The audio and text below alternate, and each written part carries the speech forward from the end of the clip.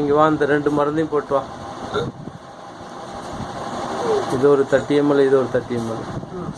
S1 white அரைச்சிட்டு F1 white அரைச்சிட்டு.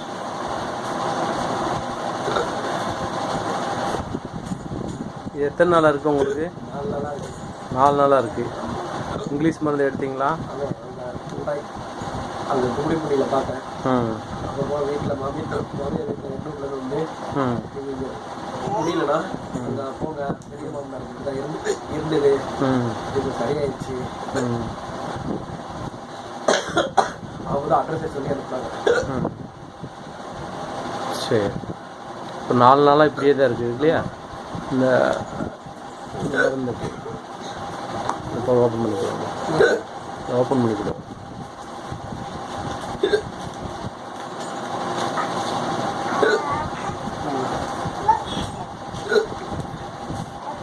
சாப்பிட்டு கையில்